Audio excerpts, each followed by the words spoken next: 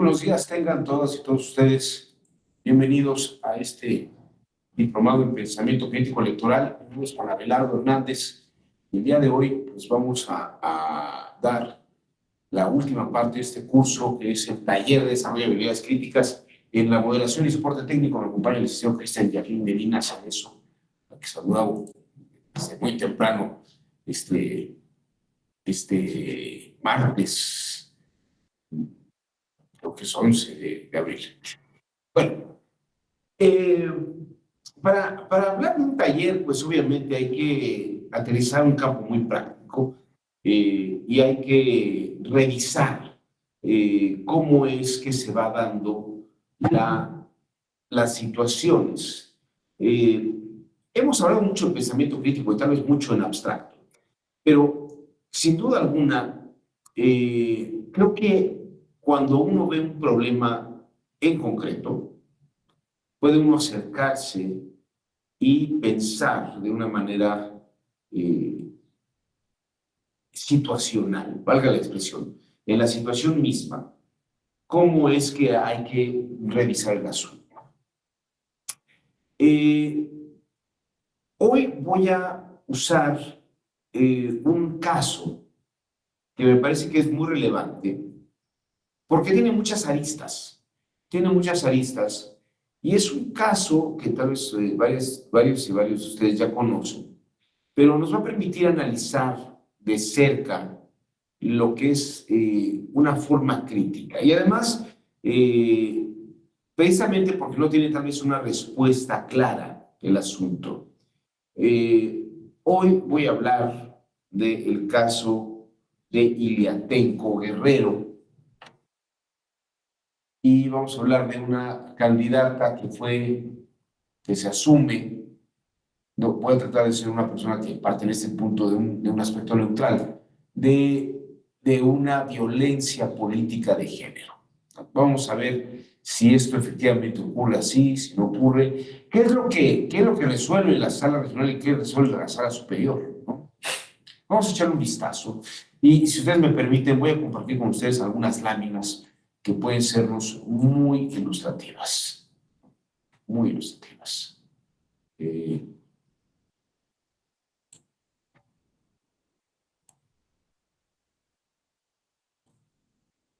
Vamos a ver.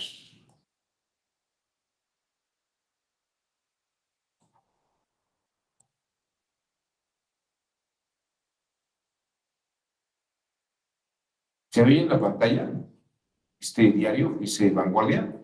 Sí, maestro. Perfecto.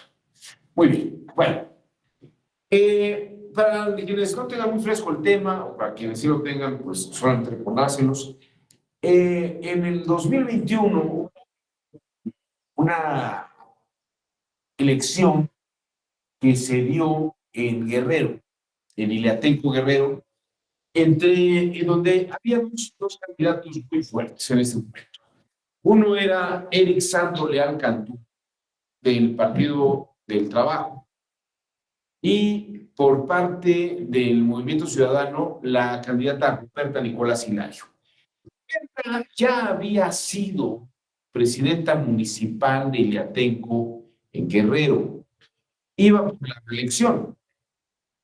Y de pronto, durante su campaña, se encuentra que todos los promocionales de su trabajo y de su persona se encontraban alterados y modificados. Había sido ella objeto de una, un ataque personal, diríamos, en razón de su campaña, y se la atacó personalmente a ella. Vamos a echarle un vistazo vamos a saltarnos estos elementos. Vamos a echarle un vistazo y a recordar un poco esta situación.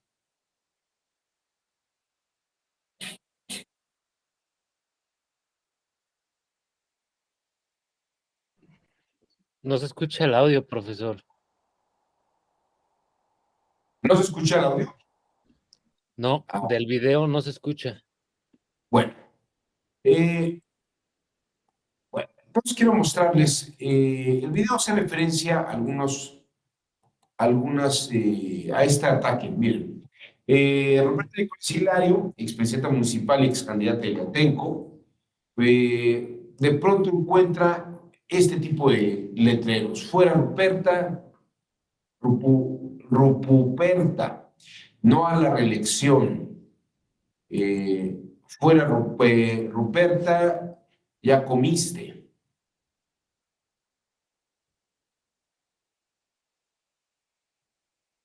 Luego aquí había otra serie de carteles. Ven ustedes cómo Ruperta de pronto recibe amenazas por escrito. Como verán, fueron varios carteles que sacaron.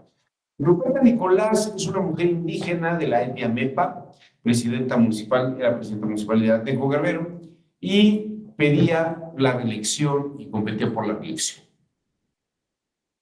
Aquí tienen ustedes precisamente todos estos carteles, un poco ya más a detalle. En 14 lugares del Iatenco se pintaron frases como fuera Ruperta, es tiempo de hombres, ninguna vieja más en el poder, las mujeres no saben gobernar, fuera, las viejas no sirven, así José, así como pintas sobre la imagen de la cara de la candidata, de la que les ponían barba y bigote, ¿no?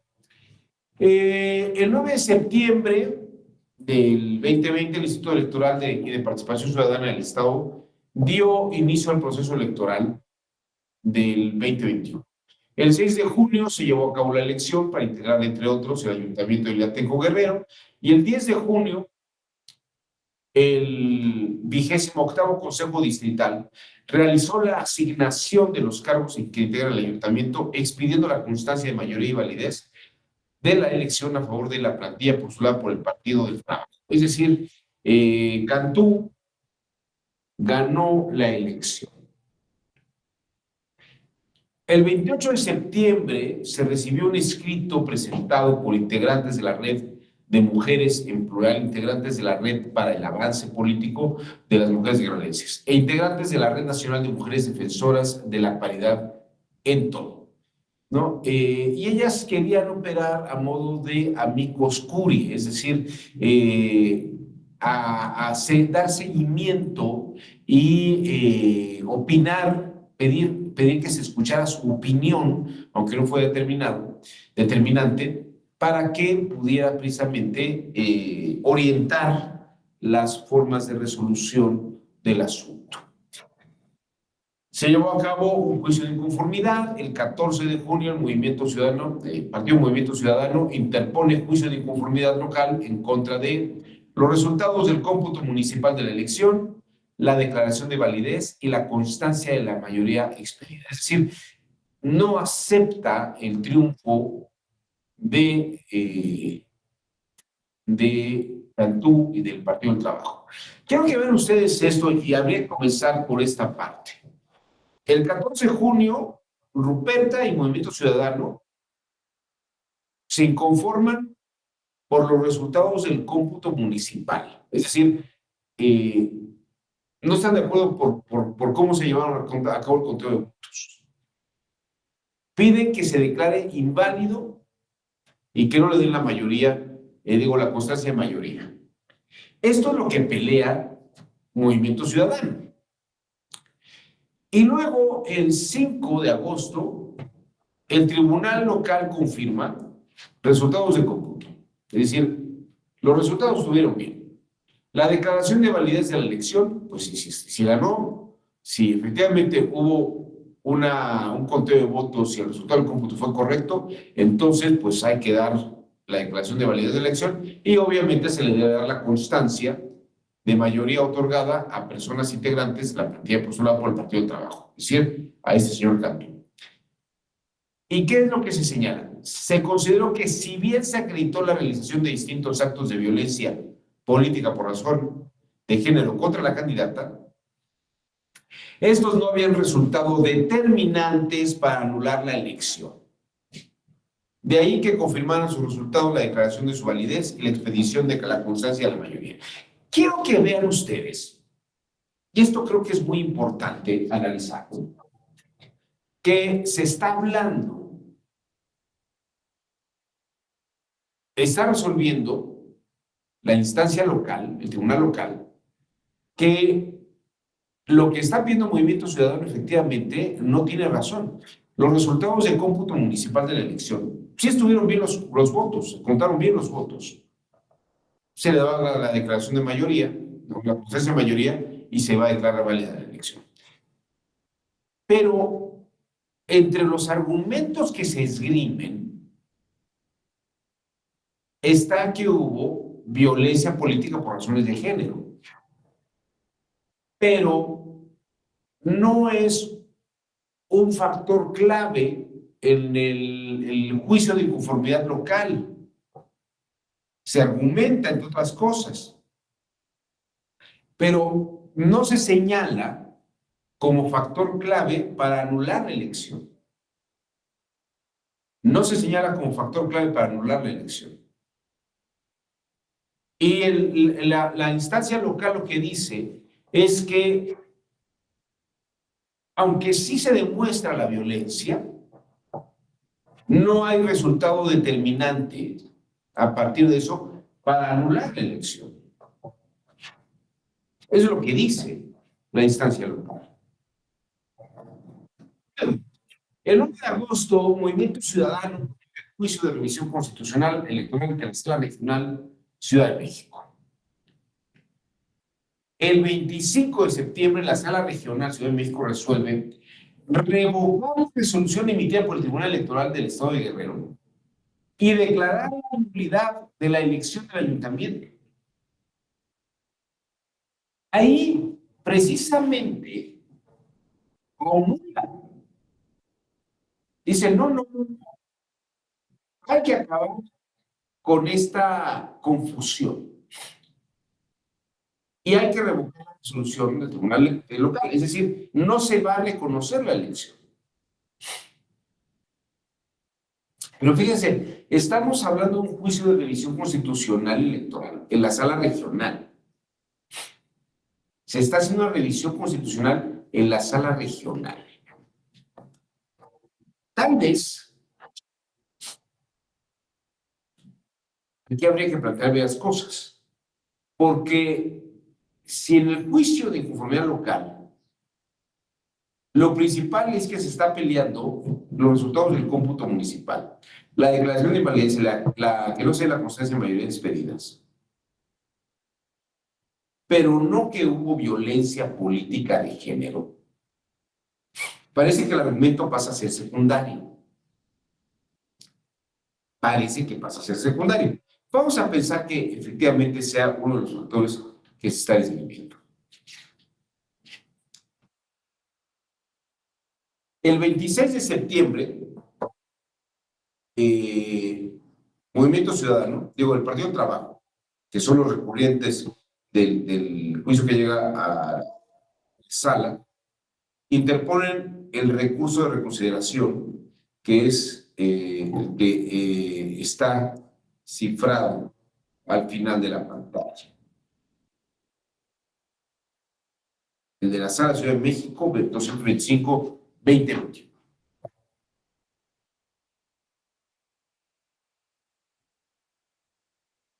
Vamos a pensar, vamos a revisar.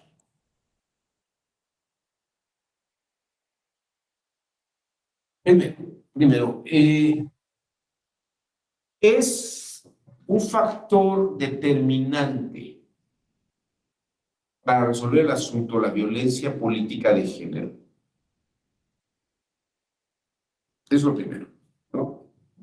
O sea, ¿se está esgrimiendo como un factor esencial o es un argumento secundario? Segundo, estoy jugando un poco al abogado del diablo, ¿eh? Segundo, es claro que la violencia política de género es determinante en la resolución de las elecciones. ¿Qué habría que revisar aquí? Y luego fíjense que el tercer elemento es, se anula la elección. Se anula la elección. No se está violando el derecho a ser votado, porque el Partido del Trabajo gana la elección. Pero hay otro factor que no he mencionado, que creo que es muy importante. No hay en ningún momento prueba, indicio, ni siquiera el menor rastro de que el Partido del Trabajo, simpatizantes, integrantes, miembros o seguidores hayan hecho estas pintas.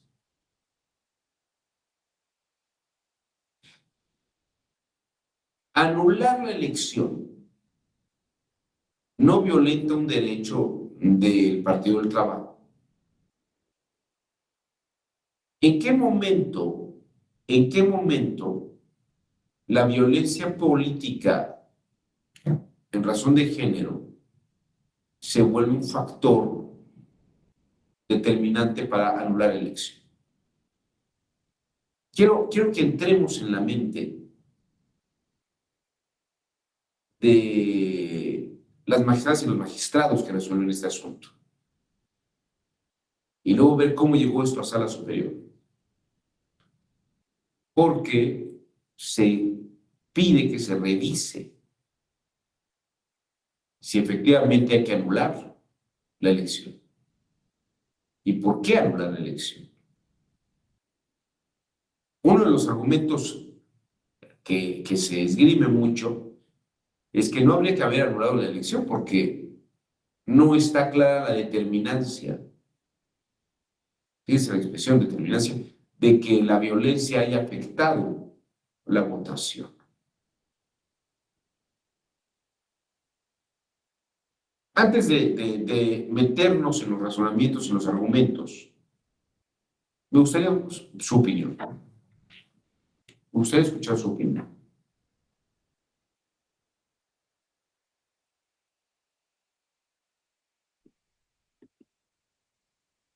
Yael Manuel, levantó usted la mano, le escuchamos. Buen día, doctor. Buen día a todos.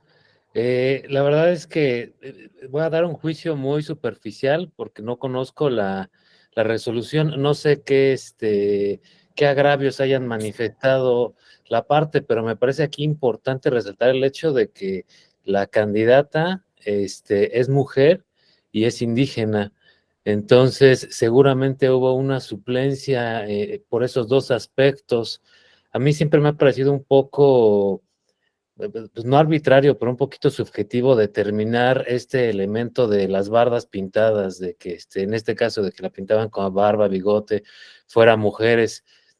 Como bien dice, si bien no hay ningún indicio de que haya sido un simpatizante del partido contrario, el propio candidato, pues seguramente en su conjunto, analizando la situación en particular, dirán, bueno, pues si no, seguramente fueron el candidato contrario porque solamente beneficiaría a ellos y con la finalidad de dar mayor participación a las mujeres, a una persona indígena que pues han sido invisibilizados, pues vamos a hacer unas suplencias y al final pues darle la razón a ella. Me parece que sí estaba un poquito en desventaja el candidato hombre por estas dos circunstancias, de que es indígena y de que es mujer, y que tanto la suplencia de la queja completa por ser indígena y juzgar con perspectiva de género, pues sí pudieron haber tenido un peso importante en la resolución final. Ok, bueno, tú estás mencionando un término que es muy fuerte para estas cuestiones sobre la suplencia. No sé si haya habido suplencia tal cual, pero vamos, ahora revisaremos, pero sí está señalando un aspecto que es muy importante. Vamos a dar la voz a Manuel Ángeles y revisamos algunos aspectos más. A ver, adelante, Manuel. Sí, buenos días, doctor, compañeros. Doctor, nomás para preguntarle, es muy rápido, ¿cuál fue la diferencia, el porcentaje entre primero y segundo lugar, o en este caso el que demandó anular la elección? A ver, ahorita te doy ese dato. Ahorita te doy ese dato. Un segundo.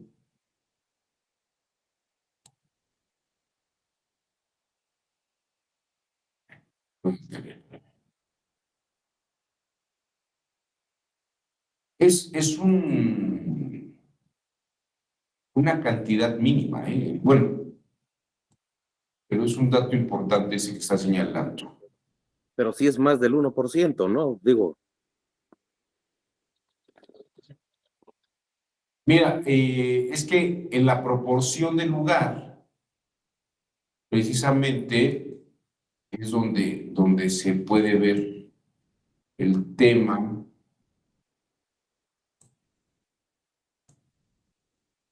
Es que es como, es una diferencia, acá está.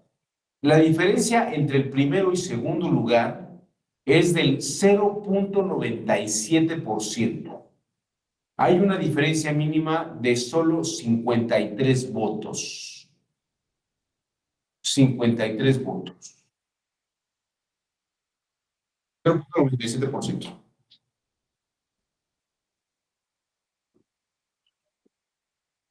ok. Gracias para poder tener el dato. ¿Qué te parece? ¿Te parece relevante? Sí, de alguna manera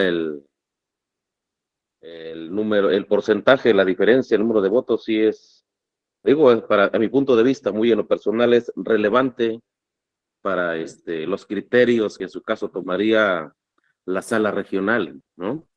Menos del uno por Sí, ciento. Digo, ese es es uno de menos los del 1%. criterios. No llega al 1%, pero son 53 votos. Que parece que para fíjate lo que dicen, te lo leo tal cual como viene la sentencia. La violencia política de género tuvo un impacto negativo. Es un hecho que la diferencia entre el primero y el segundo lugar es del 0,97% de los votos. Es decir, la diferencia mínima de tan solo 53 votos, con lo que se cumple el elemento necesario para que se actualice la presunción del pleno derecho de que la irregularidad fue determinante para el resultado de la elección. O sea, sí considero que fue determinante.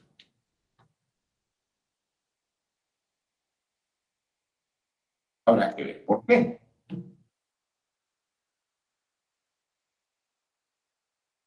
A ver, ¿alguna otra opinión? Me desconecté por un segundo, pero ya estoy de vuelta, doctor, perdón, no escuché el último comentario. No, Manuel, bueno, que eso lo considero como determinante para ese porcentaje, para determinar que sí hay elementos para anular esa elección, que sí hubo determinancia por ese factor.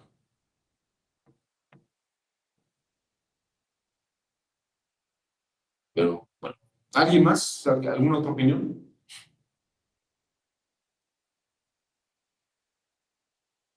¿Les parece que tenemos suficientes elementos como para anular la elección? De hecho, los del Partido del Trabajo dicen, ¿y nosotros por qué vamos a pagar los platos rotos? Fíjense, este es el punto también. Ellos dicen, ¿por qué vamos a pagar nosotros los platos rotos? Por alguien que hizo violencia contra la candidata. ¿Por qué nosotros que ganamos la elección y que no hay pruebas de que fuimos nosotros, ni simpatizantes de nosotros, ni nadie vinculado con nosotros, quien realizó las pintas, tenemos que pagar nosotros el haber perdido la elección? O sea que, perdón, tenemos que pagar nosotros la nulidad de la elección.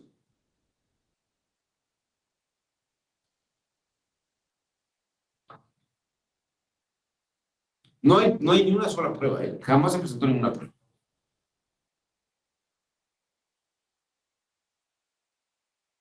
Bueno, aquí me gustaría mostrar algunas cosas, además, es que aquí de pronto tengo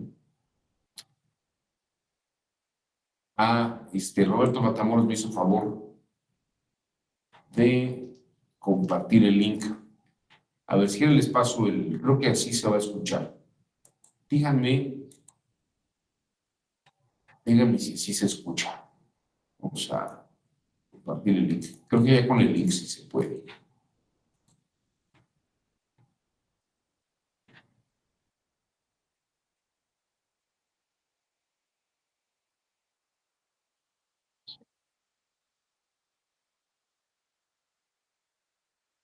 ¿Ahí sí se escucha? No, no se escucha, doctor. ¿Tampoco? No. Cuando lo encontré, lo puse 2 segundos y sí tenía audio para mí, doctor. A ver, entonces voy a volver a compartir.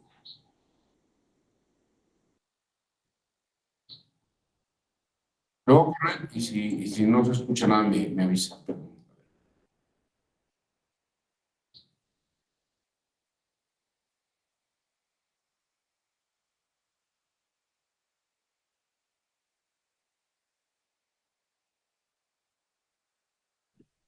Sigue sin escucharse, doctor.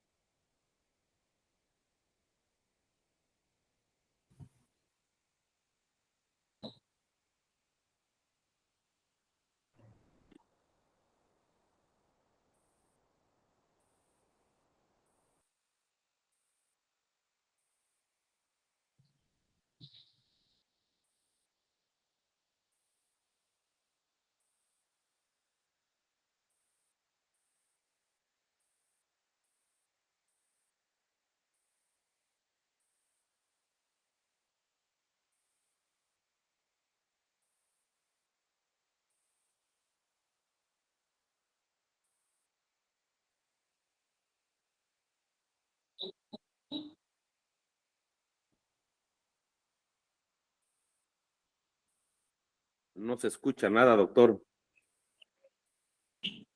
¿No se escucha nada?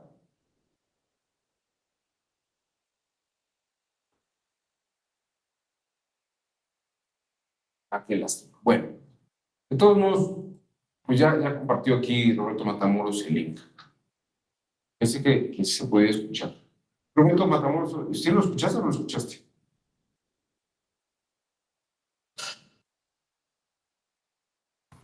Escuché que sí tiene audio, por eso lo compartí, pero no escuché todo el reporte. Bueno, de todos modos, ahí si aprietan el link pueden ver la nota ahí completa del dato.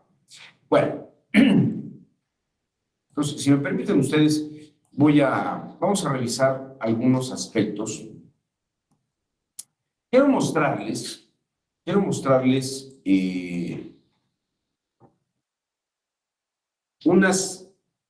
unos estándares, un estándar probatorio que es distinto al estándar probatorio que se suele utilizar en México. Es el estándar probatorio de la Corte Interamericana,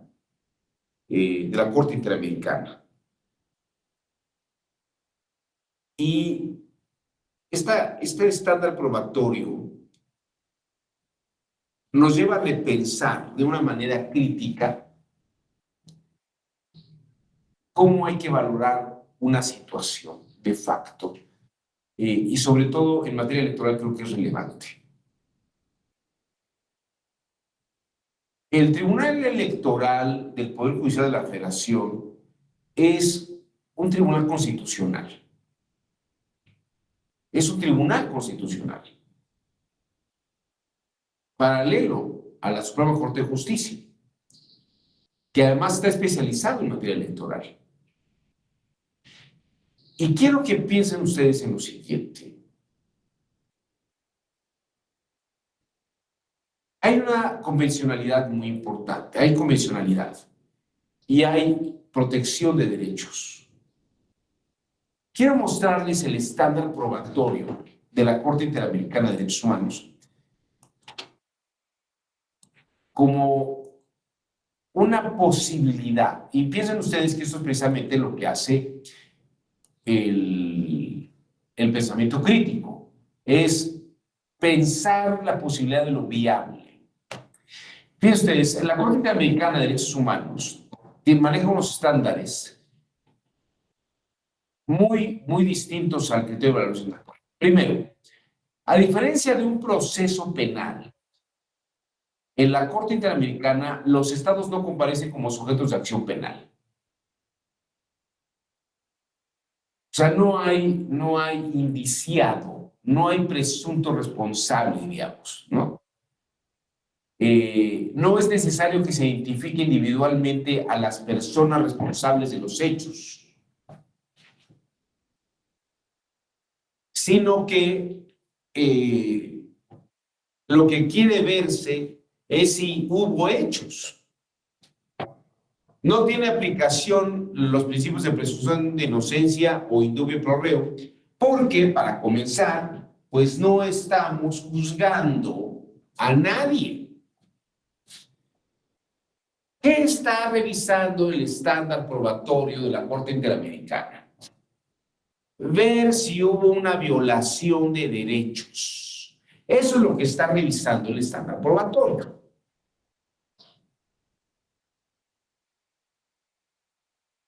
No estamos juzgando a alguien. Lo que quiere ver la Corte Interamericana es si hubo violación de los derechos de una persona. Y más que sancionar a alguien, lo que quiere validar es que sí hubo la violación. Para que, en todo caso, se pueda no tanto sancionar a alguien porque haya violado sus derechos, ¿no?, sino reparar el daño que se hizo por esta violación de derechos. Tampoco se aplica el estándar de la prueba más allá de toda duda razonable, pues es suficiente que el juzgador llegue a la convicción de que son veraces o verosímiles los hechos y violaciones alegadas para establecer que efectivamente hubo una violación de derechos. Aunque no tenga un indiciado, aunque no tenga alguien detenido. Esto es muy importante. El estándar de prueba de la probabilidad prevalente es el aplicable en el proceso ante la Corte Interamericana. Implica que entre las diversas hipótesis posibles en torno a un mismo hecho, debe preferirse aquella que cuenta con un grado relativamente más elevado de probabilidad. Y esto es con la finalidad de lograr una verdad judicial.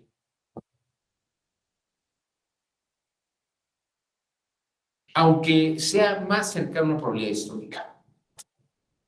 Quiero que piensen ustedes esta posibilidad. Piensen ustedes esta posibilidad. Siendo un tribunal constitucional, hay que ver si hubo violación de derechos. No es un tribunal penal.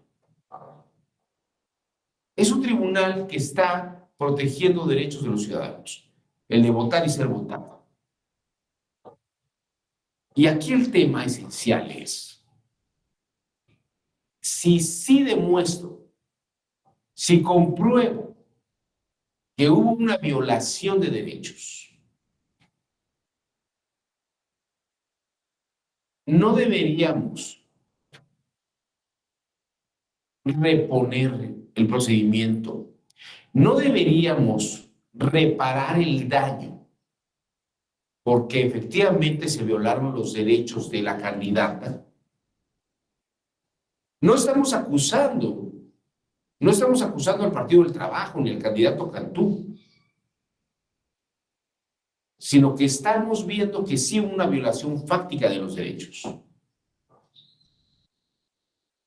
Y eso es como lo hace la Corte Interamericana. La Corte Interamericana verifica si hubo violación o no hubo violación. Aunque no tengamos el nombre de los soldados que violaron el derecho, aunque no tengamos el nombre de los funcionarios, ni específicamente quién está realizando las conductas de violación de derechos, lo que estamos comprobando es que sí hubo una violación de derechos. Sí hubo una violación de derechos.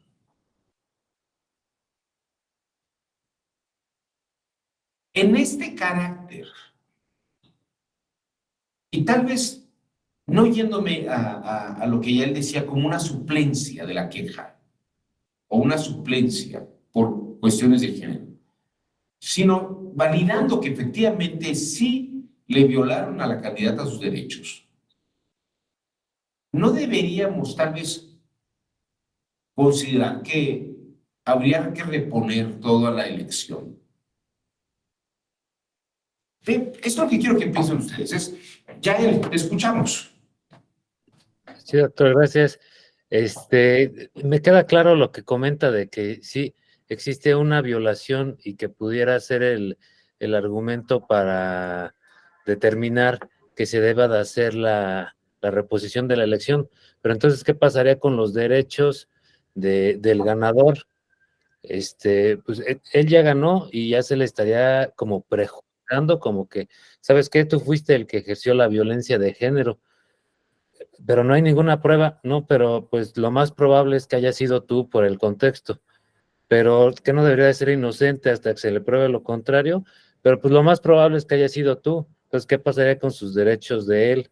E incluso con los derechos de las personas que fueron a depositar su voto con la intención.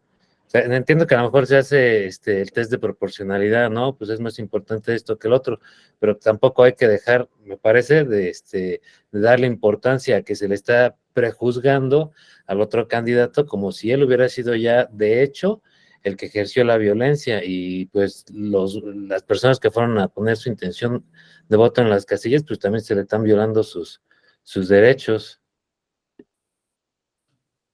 Tienes un punto muy cierto y esto es muy importante porque parece que también por parte del candidato del Partido del Trabajo están violando su derecho a votar y ser votado, ¿no? Porque efectivamente, para empezar, y lo que está señalando es muy importante, no hay ni una prueba de que hayan sido ellos, ni sus simpatizantes, ni sus integrantes, ni seguidores. Pero a ver, voy a hacer, bueno, antes de entrar al comentario, Roberto Matamoros, te escuchamos.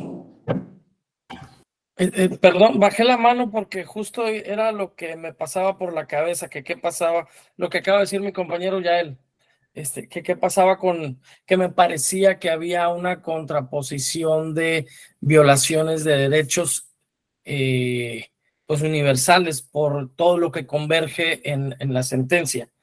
Yo la verdad es que no he todavía querido participar hasta tener más elementos y porque no quiero hacer comentarios pues críticos por quien nos está dando la clase, pues, y me refiero a la institución, a la escuela judicial que pertenece al tribunal. Hasta ahorita me parece que lo que veo por la falta de elementos o de información de la sentencia, veo una extra limitación en las funciones de quienes emitieron no sé en qué sentido fue la de la sala superior, pero me parece que sala regional se extralimitó. Sí tendría que conocer la sentencia para poder entender por qué se pronunció en este sentido, con todo y que haya invocado, si fuera el caso, los criterios de la Corte Interamericana. Sí, la que señaló, ¿verdad? O la... Sí, bueno, la Corte Interamericana tiene sus estándares. Ok. Y de derecho probatorio o para evaluar las pruebas.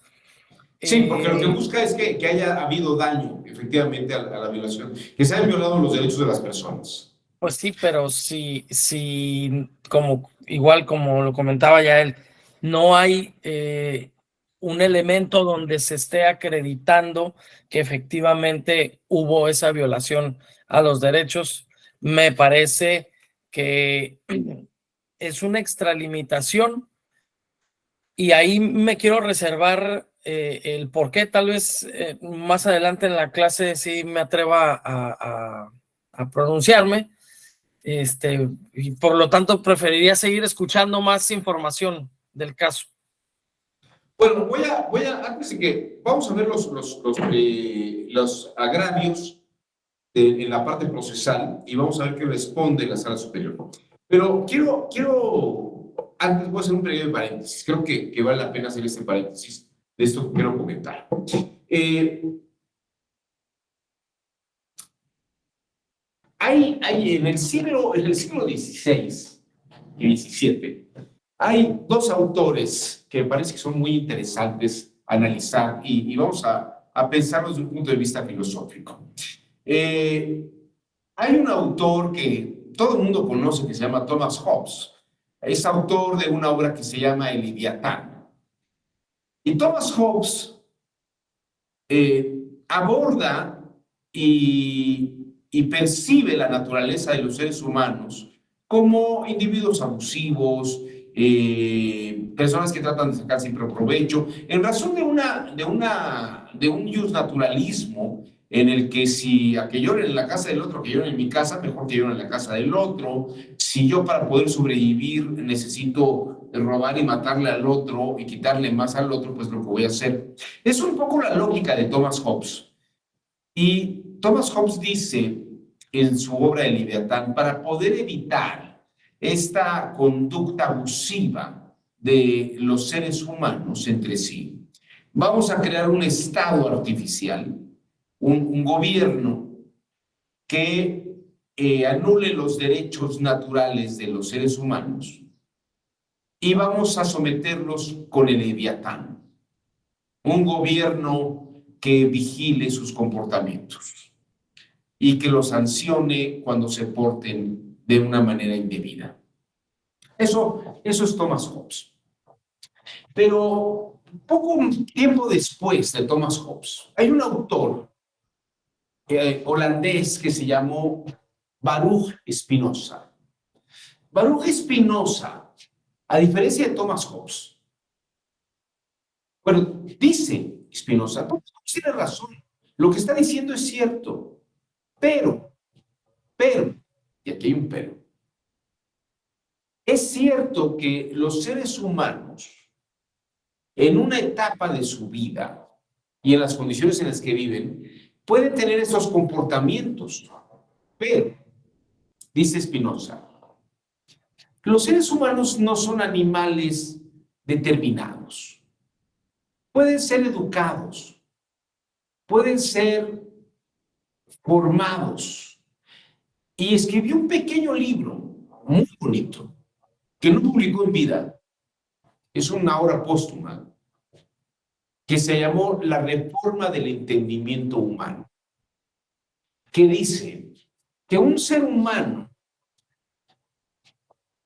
educado, formado, puede cambiar sus criterios y sus valores básicos, salvajes, y elevar su comportamiento a un nivel de calidad, donde el comportamiento ético puede ser muy valioso. Esto lo digo por lo siguiente. Y te voy a comentar una cosa que a mí me parece que es muy importante, porque incluso se está comentando mucho sobre la reforma del Plan B y estas otras reformas que todavía no entran a la comisión, que están discutiendo en la legislatura si van o no van a limitar el poder del Tribunal Electoral o qué es lo que se va a resolver con respecto al Plan B. Yo no sé qué tan familiarizados estén ustedes con el Plan B, pero una de las condiciones, fíjense que es muy interesante, es darle más libertad a los partidos políticos. Y yo me pregunto esto. ¿Qué pasaría si comprobamos que efectivamente una violencia política en razón de género a la candidata, si eso es algo que se ve, no sería también una conducta, fíjense, sin que venga a mí el tribunal a sancionarme o anular la elección, un poco de empatía por parte del adversario. Es un poco de empatía, decirle, ¿sabe qué, candidata? Tiene usted razón. Yo no fui, pero a usted la colocaron en una posición de desventaja frente a mí. Sin que tenga que venir el tribunal a decir, voy a anular, porque sí hubo una desventaja, está aprobada la desventaja. O está aprobada la violencia. Pero fíjese, parece que el tribunal se comporta como una especie de leviatán, en la que dice, no, vamos a ordenar las cosas y vamos a arreglarlo de esta forma. Pero si una reforma del entendimiento de los partidos políticos, que se portaran a la altura ética de eso, tiene usted razón, sí hubo violencia, o sea, me consta, ahí está el cartel, ahí están todas las pintas. Fíjense, si los partidos, los integrantes de los partidos, tuvieran una altura política y una caballerosidad de competencia no desleal, a lo mejor el mismo Partido del Trabajo hubiera dicho, ¿sabe qué? Anulemos la elección en condiciones que usted esté igual que nosotros. Yo sé, Alejandro, que es pedir demasiado, pero fíjate que este es un tema muy importante, porque los partidos políticos están pidiendo menos restricciones. Yo estoy de acuerdo que se las quiten, pero que se porten a la altura. Déjenme decirles una cosa, tal vez no está bien que lo diga. Se anuló la elección, efectivamente. Roberto, la elección se anuló, se confirmó la resolución por la parte de la Sala Superior. Pero se hizo la elección y volvió a ganar el Partido del Trabajo. Ganó el Partido del Trabajo. Ya no ganó. Pero fíjate qué gesto hubiera sido el pedir incluso que se anulara la elección. Y claro, yo haría una reforma del entendimiento de los partidos y los integrantes de los partidos, porque entonces habría mucha más transparencia. Estamos pasaríamos de un tribunal leviatán a un nivel de partidos con alto nivel de democracia y de competitividad. Juan Pablo Rosas, te escuchamos, adelante. Gracias, doctor. Buenos días, compañeros. Nada más rapidísimo el comentario. Retomando lo que han comentado, me queda una duda,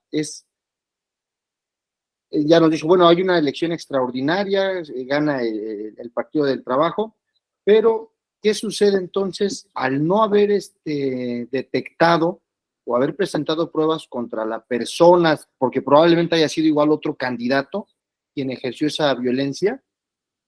Pudo volver a participar y había el riesgo, ¿no? O sea, quien ejerció esa violencia, perdón, se quedó sin sanción, ¿no, doctor? Porque si uno de los contendientes o de los candidatos ejerce violencia, si se acredita, pues ya no puede participar en esa elección extraordinaria. Entonces, pues al no haber determinado, pudo volver a participar, ¿no, doctor? Yo creo que sí hubiera sido importante haber presentado esas pruebas contra quien la ejerció. Claro, Juan Pablo, pero fíjate que aquí esto que estás comentando es un punto importante, porque el estándar probatorio de la Corte Interamericana te dice, bueno, pero si no tengo a quién acusar, porque además, obviamente, el principio de indubio pro reo, ¿no? Indubio pro persona, si no tengo ni siquiera a quién considerar a quién imputarle el daño, eso no me exime a mí como tribunal de tratar de reponer la violación que efectivamente se cumplió, ¿no? Fíjate que es otra forma crítica de pensar la función de un tribunal. No es el tribunal castigador, sino el tribunal que trata de reponer el daño que se hizo. Entonces, ahorita vamos a revisar los argumentos. los razonamientos y los agravios y las respuestas de la sala superior, pero eso es lo que quiero que se vea. Es un poco hilar fino, porque es un tribunal constitucional que ve si hay violación de derechos, aunque no tenga a quién imputárselos, trato de reponer el derecho. Esa es la otra forma crítica de pensar el asunto, que es lo que quiero mostrar. A mí me parece que es muy interesante lo que hizo la Sala Superior, porque repensó la impartición de justicia, a pesar de no tener un culpable o un imputado. Pero ahorita vamos a revisarlo para que vean ustedes los agravios, también cómo se presentan los agravios y cómo responde la Sala Superior. Yael, levantaste la mano. Sí, doctor, gracias. A lo mejor me voy a adelantar un poquito, por eso había bajado la mano, pero bueno, aprovecho que me dio la oportunidad. No quisiera parecer empecinado en este aspecto de género o de ser indígena. Es solamente No, adelante. para hacer el ejercicio crítico. Yo estoy a favor de estas dos figuras. Pero ahorita nos mencionaba algo de que el candidato pudo haber dicho en su discurso, ¿sabe qué, candidata? Usted se ha puesto en desventaja por este tipo de violencia en contra de usted, pues anulemos las elecciones. Y yo entiendo que a lo mejor ese es el criterio que habrá tenido el tribunal, que efectivamente estuvo en una desventaja, que esas pintas hicieron que 53 personas, que fue la diferencia de votos, menos del 1% que exige la ley, que hayan influenciado en esas 53 personas y que por eso se haya hecho la anulación. Pero aquí lo que yo quisiera ponerlo incluso como en un ejemplo que apenas vi en Facebook, que una persona dice, con esto del movimiento del Me Too, oye, es que a mí me violaron, yo te creo, yo te creo, yo te creo, y todos los comentarios de mujeres eran yo te creo, yo te creo, yo te creo, yo te creo, yo te creo, sin saber a veces ni siquiera las circunstancias ni nada. Entonces, efectivamente, al ejercer este tipo de violencia, sí están en desventaja, o sea, sí, no hay una posibilidad de que 53 mujeres en esta sororidad que ahorita están llamando tanto, hubieran dicho, no, ¿sabes qué? Yo iba a votar por el otro, pero me voy a voltear a este lado porque ya vi que le están ejerciendo violencia, entonces me voy a ir mejor con la candidata mujer porque le están haciendo cosas a ella. Entonces entiendo que ponen como en este aspecto de desventaja porque ya se hizo, pero no sé hasta qué punto efectivamente ha sido la desventaja. Creo que habrá que analizar más allá porque se pone nada más de un lado como la víctima, pero no se toman las circunstancias que, oye, pero sí efectivamente se le restaron esos 53 o pudo haber, a lo mejor se le sumaron al ver que era de violencia, que estaba sufriendo violencia de la mujer, a lo mejor se le sumaron 54, a lo mejor se le sumaron 100 mujeres en este ánimo de sororidad. Entonces, no sé hasta dónde sea correcto bueno, no correcto, no sé hasta dónde sí se encuentre en desventaja al que hayan estos actos, como nos dijo al principio, bueno, si sí son estos actos y influenció en estas 53 personas, ¿por qué ellos van a pagar los platos rotos si ya eran ganadores? Fíjate, ya esto que estás mencionando también creo que es muy importante.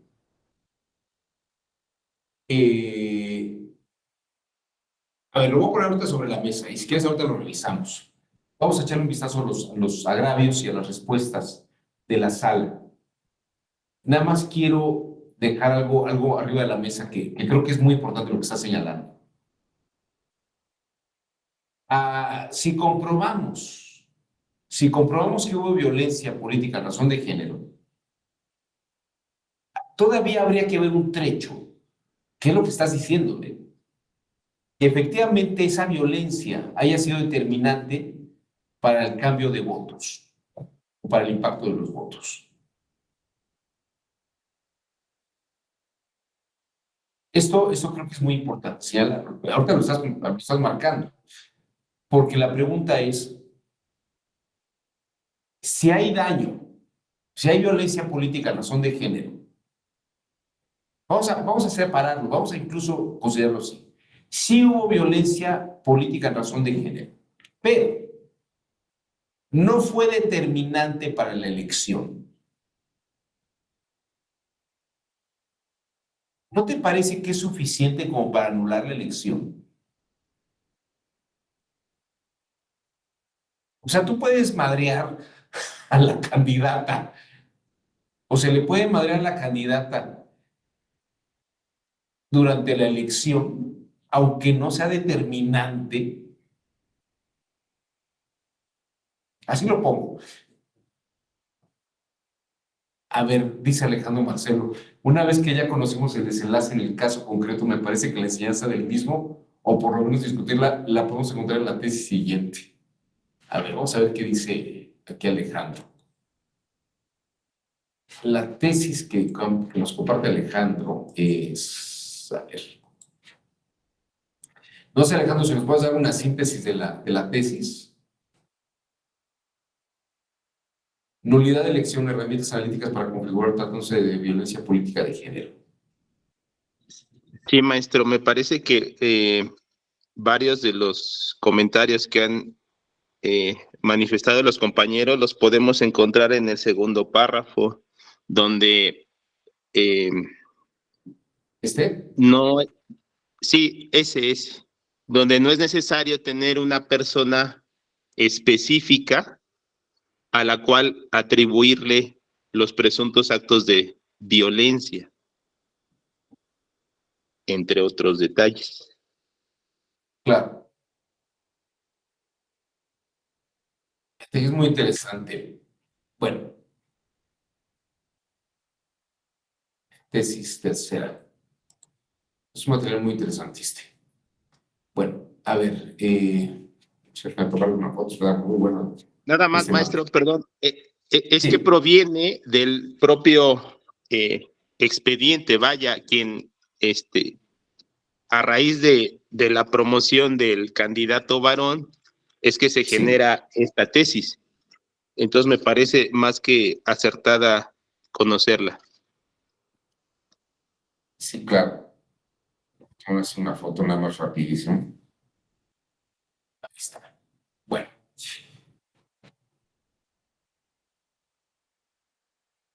Vale. Vamos a echarle un vistazo a los criterios de la sala superior. Fíjense, vamos a ver los agravios. Agravio primero. Violación al principio de presunción de inocencia. Que esto, pues, tal como lo estamos diciendo, ¿no? El Partido del Trabajo dice, ¿por qué a mí? Si yo no fui, ¿no? Y no hay pruebas, ni siquiera indicios de que yo haya sido. Dicen, no debió anularse la elección sin probar que los actos de violencia política por razones de género fueron cometidos por los candidatos ganadores, simpatizantes, militantes o dirigentes partidistas. Se debe contar con elementos objetivos para considerar que fueron determinantes para el resultado de la elección. ¿Y qué le responde la sala superior? Dice, el argumento es inoperante. ¿Por qué? La sala regional no señaló como culpables a los recurrentes, a los del Partido del Trabajo, ni a algún grupo de personas específicas, toda vez que no existían medios probatorios para atribuir la realización de conductas denunciadas, sino que se limitó a inferir que quien fuera responsable de los actos constitutivos de violencia política de género debía tener intereses políticos contrarios a los de la fe. Pero en ningún momento estoy violando la presunción de inocencia, porque nunca dijimos que fueras tú. Este es el punto, es un punto muy elegante, si quieren ustedes. Es un punto elegante, porque frente al agravio, el agravio no opera. Esto, fíjese que en argumentación jurídica es muy interesante porque se habla del argumento ad hominem, el contrario sensu, el argumento ad personam, tantas cosas, pero no entramos en lo que son operantes o inoperantes, fundados o infundados. Y este argumento me parece que es muy sólido. Nadie te está acusando. No estamos violando el principio de presunción de inocencia. No te estamos culpando a ti, ¿no? Y este va ligado con este segundo agravio. porque dice, no se encuentra acreditada la atribuibilidad. A mí estos términos me cuesta mucho trabajo. O sea, no está acreditado la atribución de la conducta denunciada. No puede sancionarse con la nulidad de la elección violación al principio de presunción de inocencia. Es el segundo agravio. O sea, no me lo puedes atribuir a mí. Y aquí la sala le responde, este argumento también, no es que sea inoperante, es infundado. La determinación de anular la elección no se basa únicamente en el hecho de que la conducta violatoria tenga a quien atribuírsele, sino que es necesario analizar el contexto de una manera integral, así como su impacto y determinancia en el resultado de la elección. Esto es el punto más, estos son los dos primeros agravios que le dicen, yo no te estoy castigando, Partido del Trabajo. Leal Cantú, yo no te estoy dañando. Alguien dañó la elección.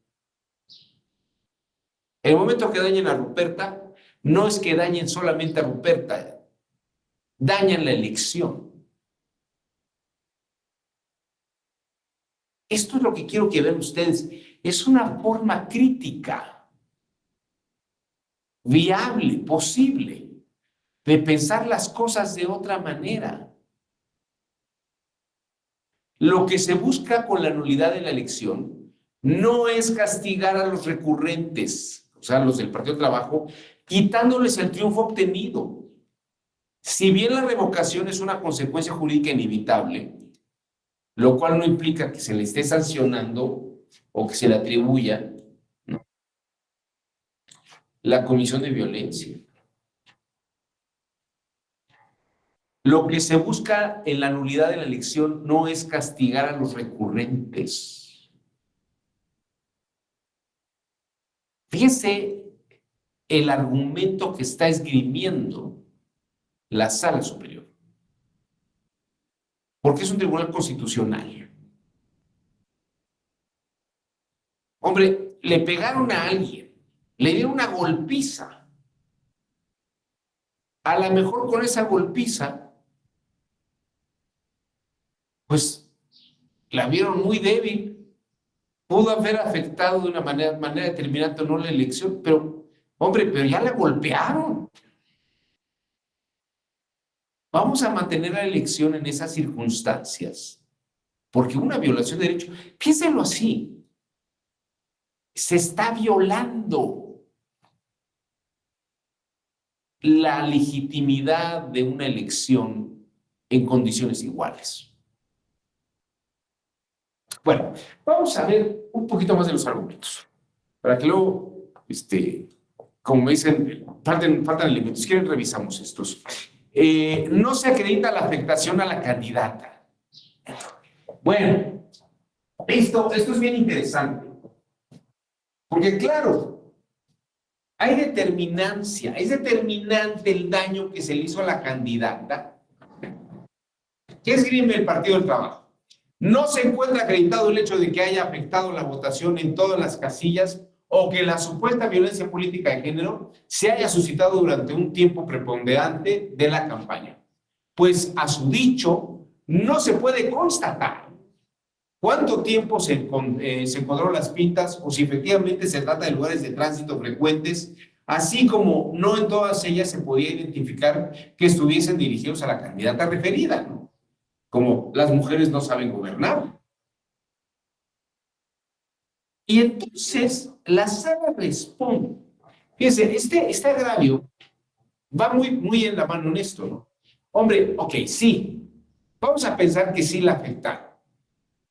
Pero esa afectación no cambia la calidad de los votos que se esgrimieron, que se presentaron en las casillas.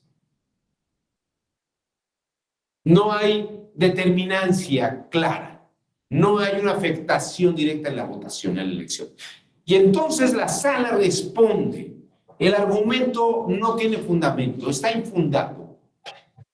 Se tuvo por acreditado que la existencia de las pintas databa de al menos 6 días antes de la celebración de la jornada electoral, incluso durante el periodo de reflexión, lo cual es tiempo suficiente para que se presuma que su exposición pudo afectar el criterio electoral. Fíjese, se presuma que su exposición pudo afectar el criterio electoral. No queda probada determinancia, pero pudo haber ocurrido. Esto es lo que quiero que vean, ¿no? Revisemos el estándar probatorio de la Corte Interamericana. Tampoco se aplica el estándar de la prueba más allá de toda duda razonable, pues es suficiente que el juzgador llegue a la convicción de que son veraces o verosímiles los hechos o violaciones alegadas en el caso concreto. Fíjese, el estándar de la Corte Interamericana no comparece como sujetos de acción penal. Es decir, el Partido del Trabajo no está siendo sujeto a una sanción ni se le está procesando por un daño, porque no hay pruebas. No es necesario que se identifique individualmente a las personas responsables de los hechos. No tenemos indiciados, no hay imputables. 3, no tiene aplicación los principios de presunción de inocencia. Pues claro, porque aunque no tenga a nadie, ¿a quién le voy a aplicar? No se lo puedo violar a nadie, ¿no? Esto es lo que quiero que vean. Entre las diversas hipótesis posibles en torno a un mismo hecho, debe preferirse aquella que cuenta con un grado relativamente más elevado de probabilidad. Es probable que haya afectado. Hombre, no tenemos una prueba clara, pero es probable, se podría dar. Fíjese lo que responde el periodo de 6 días antes de la celebración, incluso el periodo de reflexión, es tiempo suficiente para que se presuma que su exposición pudo afectar el criterio del electorado. Es posible, no determinante, pero es posible. Vamos a ver, cuarto agravio. Las incidencias no se dieron cerca de la ubicación de casillas. Bueno, este argumento, aparte de infundado, es inoperante. Dicen, se pretende relacionar una irregularidad ocurrida en un lugar deshabitado con su respectiva localidad. Claro, dicen, no, pues es que esto está incluso en unas zonas donde pues nadie pasa, incluso hay unas carreteras de alta velocidad, ¿no? Y ahí pues a la velocidad a la que va uno, pues que se va a dar cuenta de lo que dicen los letreros, ¿no? Como si no hubiera quien pudiera caminar lentamente en una supervía. Dice, lo infundado radica en que se analizó la ubicación de cada uno de los mensajes o pintas. En donde no se ubicaron casillas, la ciudadanía, al trasladarse a la casilla electoral, pues tenía que pasar por allí y obviamente las podía ver. Se concluyó que justamente en aquellos lugares donde la candidata tuvo una cantidad considerablemente menor con respecto al ganador, eran los lugares donde pasaban las pintas. O sea, es posible. No, es que tuvo menos votos en la zona donde hubo pintas. No está comprobado, no, pero es posible. Nadie tiene una fórmula absoluta para determinar que cuando yo veo algo, mi consciente o mi inconsciente me sugiere que ya no realice tal conducta o tal otra. La neurociencia, que es lo más constatable que pudiéramos tener, no tiene una respuesta clara a eso. Pero es posible, es posible. La inoperancia. El hecho de que las carreteras en donde se encontraban las pintas sea una vía transitada de alta velocidad no implica que sean menos visibles los carteles o los anuncios, ¿no? Vamos a ver otra vez. Fíjese ya donde, esto ya es de brayar en otro sentido. Hombre, pero a nadie le impidió ejercer su derecho a ser votada, ¿no? Nadie le impidió su derecho a ser votada a la candidata. Bueno, le dieron una golpiza a la candidata. Nadie impidió su derecho a ser votada, hombre, pero la dejaron en unas condiciones que parecía Santo Cristo en Semana Santa. Dicen, no está acreditado en autos que los hechos de violencia política de género hayan impedido a la candidata ejercer su derecho a ser votada. Pues claro que no, hasta votaron por ella, menos, pero votaron por ella. Pero no se acredita que se le impidiera hacer de campaña o actos de propaganda relacionados con la obtención del voto. No, no se lo impidieron. E incluso le ayudaron poniéndole bigotes y barro. La respuesta de la Sala Superior es en lo que se controvierte en el presunto asunto. No es que se le impidiera hacer campaña, sino que realizaron actos de violencia política en su contra que derivaron en un impacto en el resultado de la elección. Posiblemente. La Sala Superior considera que los actos de violencia política de género sí influyeron directamente en la opinión de los votantes, generando el prejuicio directo en su derecho político electoral. Bueno, ya nada más, vamos a ver dos más, creo que son dos más. Sí, vamos a ver los dos últimos. Fíjense el sexto y el séptimo. No se demostró la influencia en el electorado. Pues les digo, nadie lo puede saber, nadie, ni la neurociencia nos podría determinar esto.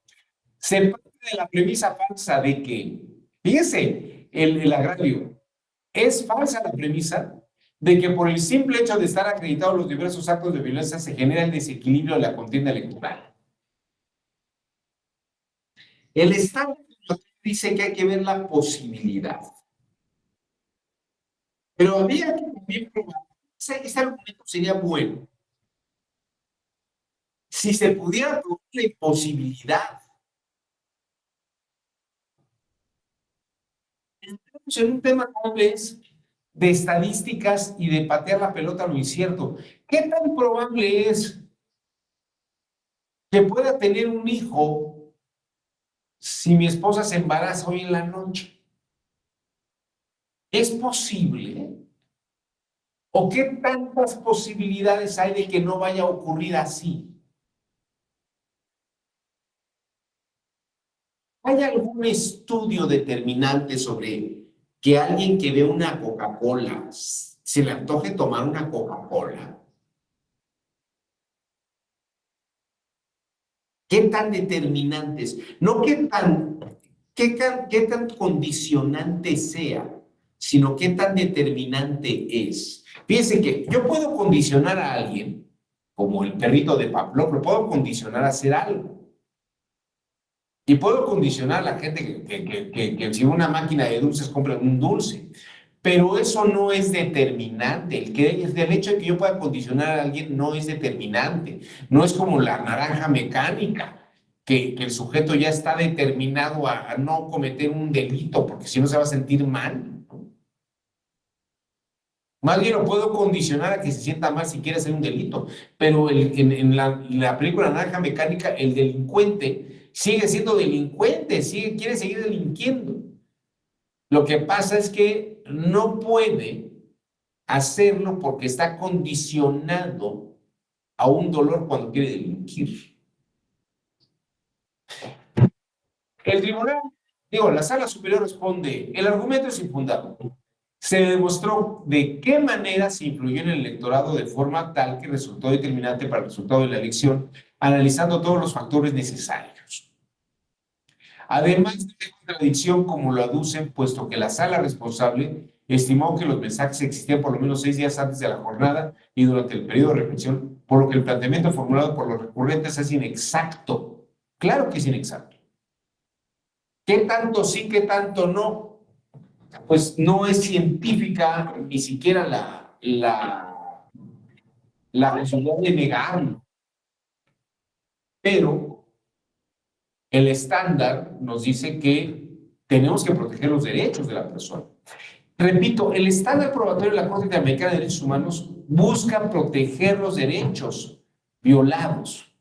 Y bueno, ya no tiene más, perdón ustedes la expresión, pero lo que dicen los del Partido Trabajo, los hechos de violencia política en razón de género pudieron ser autoinfligidos. O sea, fue ella solita la que se dañó para poder ganar con eso simpatías, ¿no?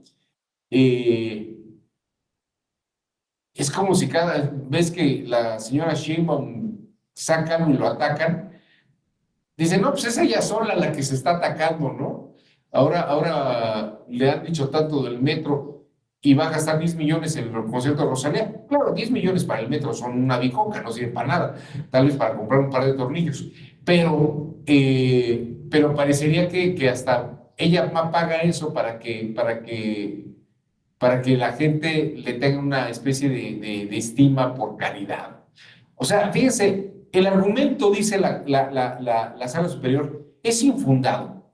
Pretende hacerla ver como una persona sin ética y escrúpulos, que además es todavía, o sea, que ya te golpearon, yo te voy a golpear con este último agravio. Descalifica la acusación sin fundamentos con la que pretende culpar a la candidata de dichos actos con la supuesta intención de obtener un beneficio político como parte de una estrategia, pero no cuentan con pruebas que siquiera pudieran resultar indiciarias. O sea, tienen pruebas de que no fueron ellos, pero tienen pruebas de que fueron ellos, fueron los del equipo de PERTA. Y dicen, la Ley General de Víctimas, el artículo 5º, establece que las características y condiciones particulares de la víctima no podrán ser motivos para negarle su calidad. O sea, ya incluso por la Ley General de Víctimas, este agravio es grosero. Este agravio es grosero. Bueno, ya presenté los argumentos.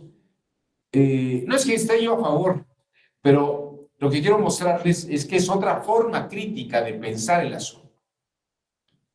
Bueno, y ya nada más para que quede redondeado el tema y podamos platicar y discutirlo y debatirlo, ¿no? Y hacer un planteamiento crítico, ¿no? Que creo que es lo más importante. Vamos a hacer el planteamiento crítico. La magistrada ponente Aralí Soto Fregoso concluye: 1. La existencia de las pintas con mensajes con connotaciones peyorativas en las que se tuvo por intención disminuir y afectar los derechos de una candidata a la presidencia municipal de Irateco. Fíjense, las pintas tuvieron por intención disminuir y afectar los derechos. No estoy diciendo que haya sido el Partido del Trabajo, dice ella, sino que con esas pintas se pretendió disminuir y afectar los derechos de la candidata. El contenido afectó la imagen pública de la víctima, haciéndola ver que por su condición de mujer era incapaz de gobernar. Eso es un hecho. ¿Que fue determinante para que la gente votara menos o no? No está claro. ¿Es posible? Sí es posible. Pero que está probado que se disminuyó y se afectó el derecho, esto está clarísimo. Violaron su derecho a ser votada en una condición de igualdad. Es un hecho que la diferencia entre el primero y el segundo lugar es de 0.97 de los votos. Es una diferencia de solo 53 votos, con lo que se cumple el elemento necesario para que se actualice la presunción de pleno derecho de que la irregularidad fue determinante. Es decir, con el 0.97, casi 1%, 0.97, pudo ser determinante. Se puede actualizar la presunción del pleno derecho de la irregularidad, que fue determinante. Bien, tal vez eso podemos sentirlo si lo pensamos de una manera tasada, no en cuanto a, o sea, es que no cumplió el 1%. Bueno, estaba a 3 centésimas, ¿no? Centésimas, sí. La incidencia en el proceso electoral, toda vez que la población estuvo expuesta a dichos mensajes un periodo muy cercano a la elección, así como durante el periodo de reflexión e incluso durante su traslado de ciertas comunidades a las casillas correspondientes, pues diversos mensajes fueron colocados en lugares estratégicos que necesariamente debían ser transitados por los votantes. O sea, sí parece haber habido una incidencia. ¿Qué tan determinante fue? No lo sabemos. Pero es posible, de acuerdo al estándar probatorio de la Corte Interamericana, es posible. Es posible. Y fíjense, hay una convencionalidad, ¿no? Y el estándar probatorio por convencionalidad podría aplicarse. Sobre todo si estamos pensando en la razón de proteger los derechos de la víctima, ¿no? 4. La violencia política de género tuvo un impacto negativo en el derecho de la víctima a ejercer su derecho a ser votada. Eso ya es una afirmación de la amistad, ¿eh? Pues la puso en una situación de desventaja ante el electorado con motivo de los mensajes denigrantes que hicieron referencia a su persona, que claramente se puede presumir trascendieron al resultado de la elección. Tal vez yo no hubiera sido tan tajante aquí. Tal vez yo me hubiera quedado con la posibilidad. Y en razón de la posibilidad, que es el mínimo requerido para proteger el derecho y restablecer, tratar de reivindicar el derecho o tratar de reivindicar el daño generado, ¿no? El estatus, pues ya no me hubiera ido por esa línea.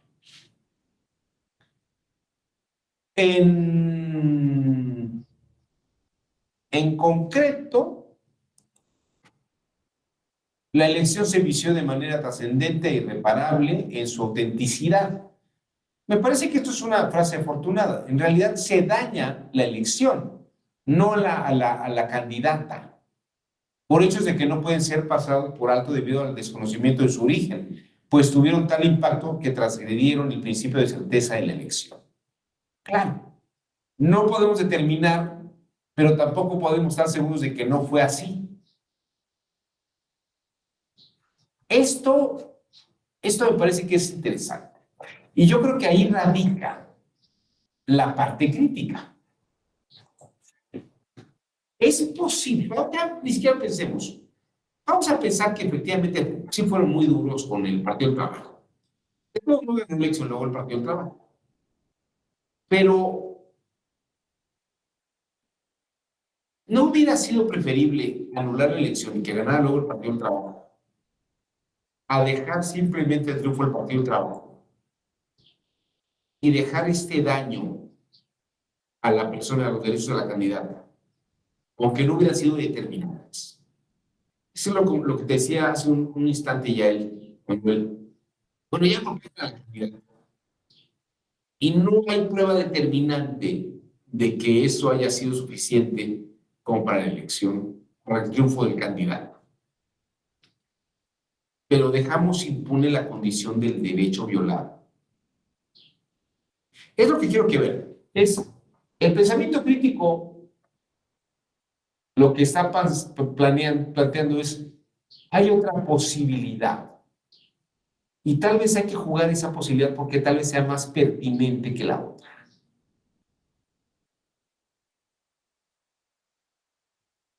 Bueno, ahí dejo las cosas sobre la mesa, ¿eh? Ya vieron ustedes cómo resolvió. Y esta resolución de la Sala Superior es muy debatida. Porque al final siempre escucho, es que no está demostrada la determinancia. Pero yo creo que más allá de la determinancia, creo que lo que está en juego es la posibilidad. ¿Qué tan posible fue? Bueno, ahora sí, ya con todas las cartas sobre la mesa, ya no estoy guardando nada ni ocultando nada. ¿Qué piensan ustedes?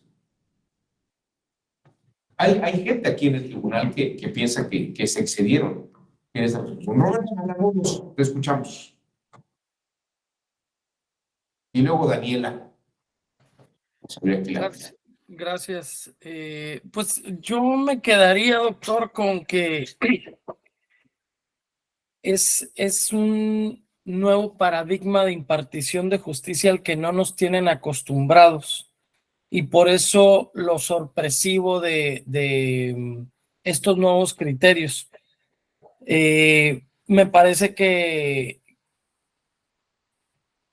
para atreverse el tribunal a emitir esta nueva orientación que se le está dando a la impartición de justicia, me parece que requiere de una reforma para que, pues, quienes estamos inmersos en el tema entendamos, así como hubo un cambio de en el sistema de justicia penal acusatorio, me parece que tendría que haber una reforma para que podamos entender que esta va a ser la nueva forma o los nuevos esquemas de impartición de justicia que se van a tomar en consideración para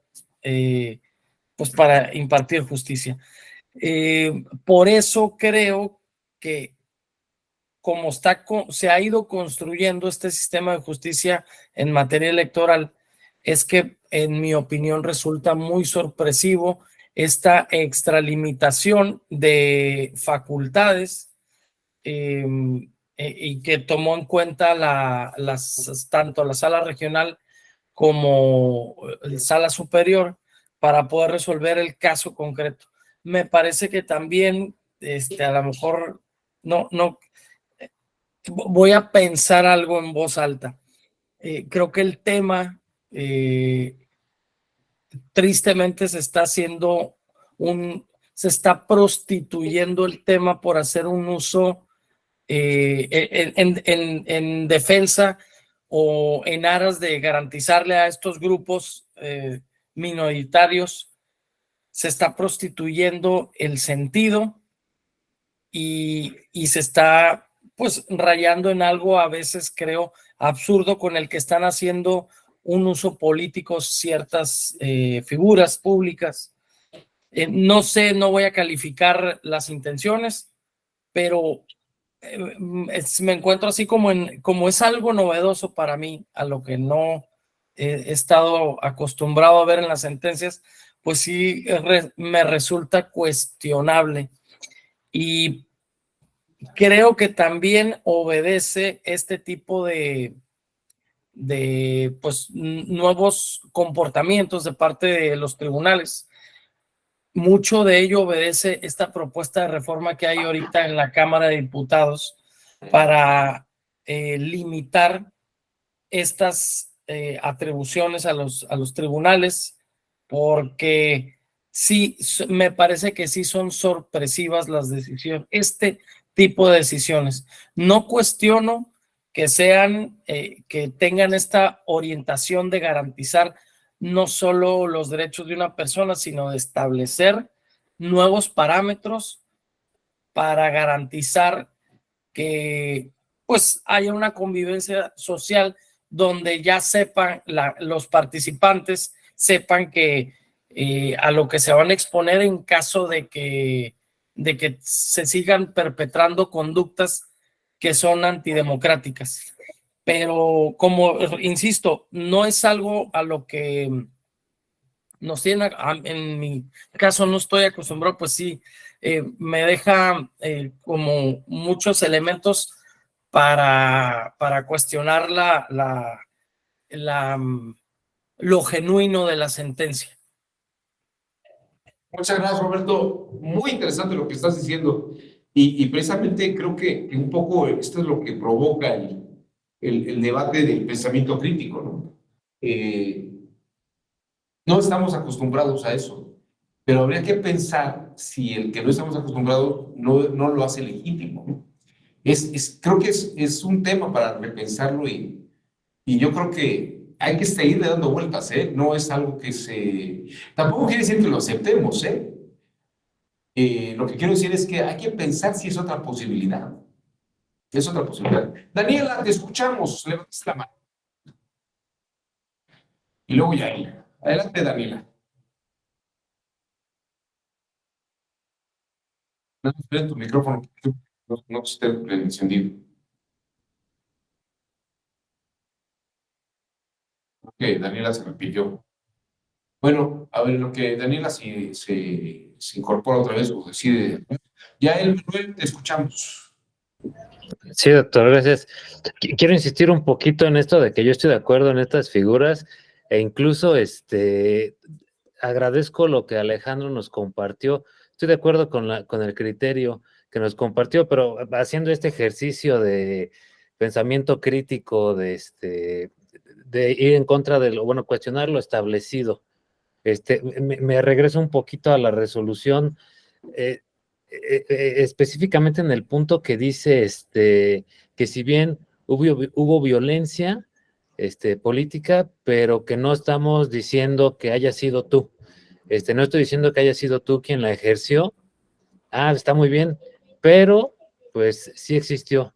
Entonces, me pone a pensar, no estoy diciendo que sí que haya sido tú quien ejerció la violencia, pero pues tú vas a ser al final quien vaya a sufrir estas consecuencias, ¿no?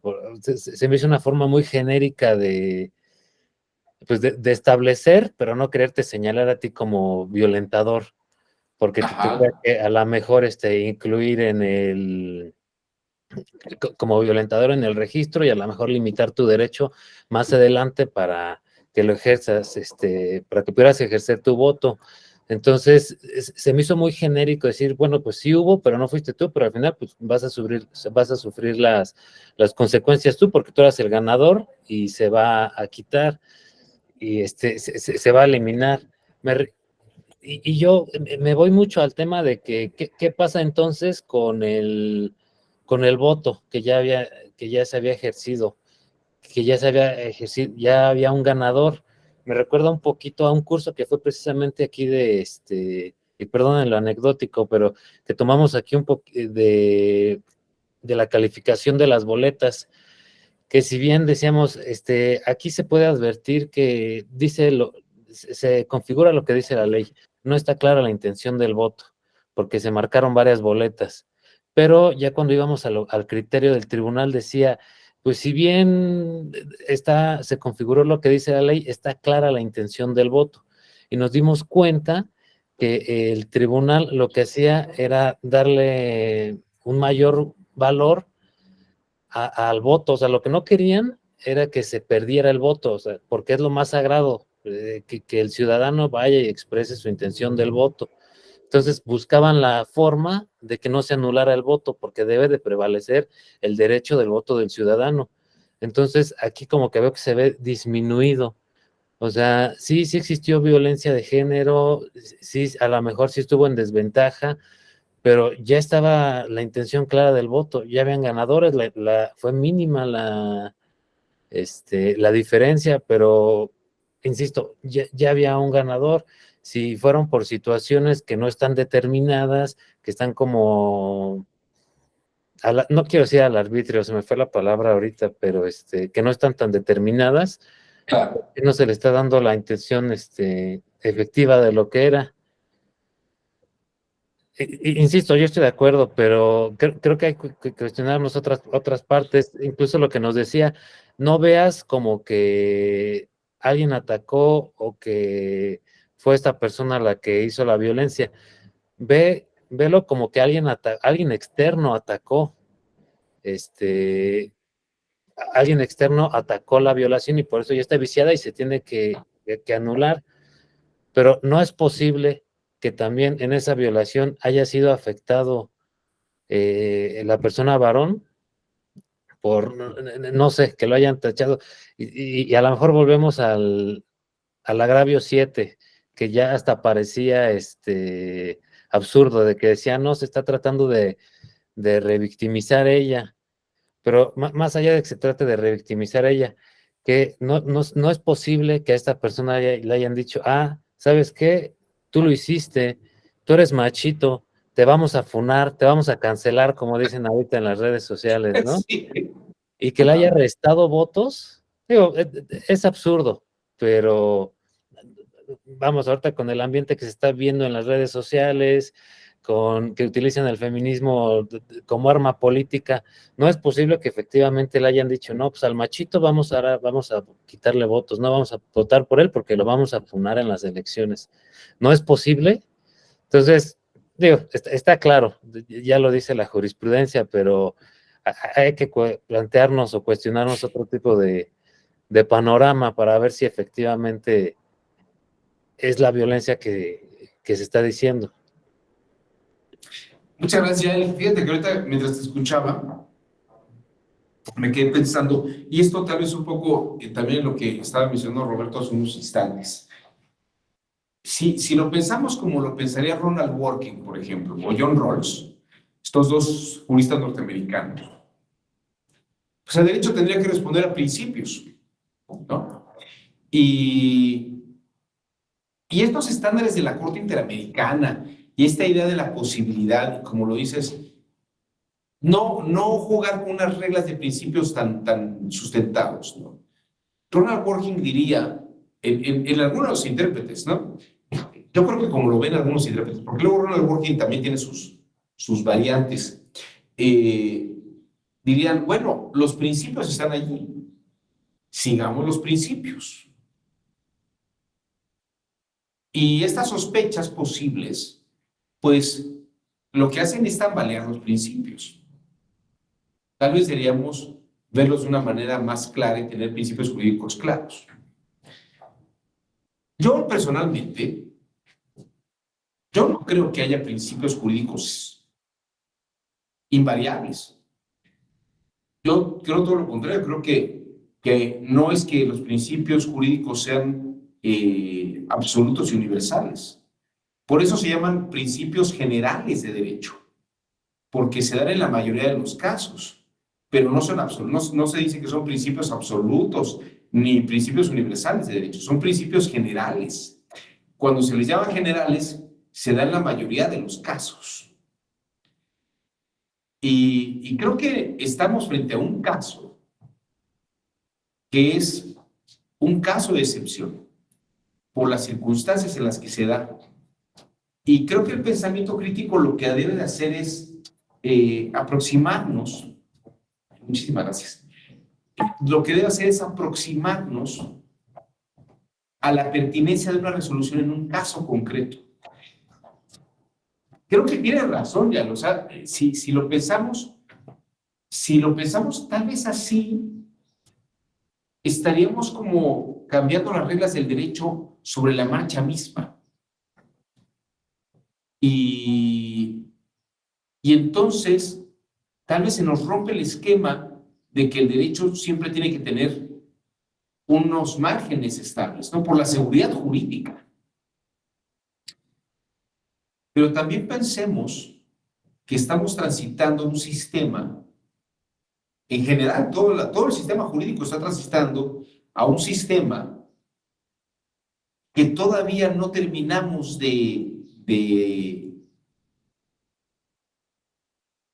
dominar o de visitar y de habitar en él, ¿no? Estamos en una tierra todavía inexplorada del tránsito jurídico de un sistema a otro sistema. Estamos transitando de la forma tradicional a una forma de oralidad. Estamos viendo cómo se transforma lo penal, lo laboral, ahora lo civil y lo mercantil. Están a punto de aprobar el código de procedimiento, nuevo código de procedimientos civiles. O sea, sí hay un cambio cultural. Y tal vez, como diría Roberto Matamoros, que nos avisen, que nos digan que ahora van a ser las reglas del juego así. Pero estamos en este tránsito y creo que es muy importante todo lo que se está diciendo y todo lo que ustedes están diciendo.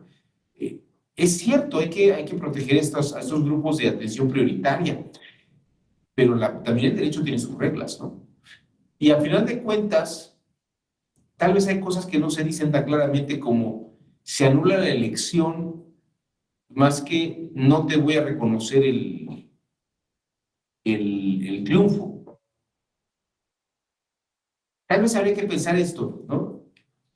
En la sala superior está sancionando al Partido del Trabajo, no reconociéndole el triunfo, o incluso esto, sí reconoce que ganó. O sea, sí reconoce que hubo votos bien contados, sí reconoce que hubo un triunfo, y sí reconoce que no hay determinancia clara en su contra.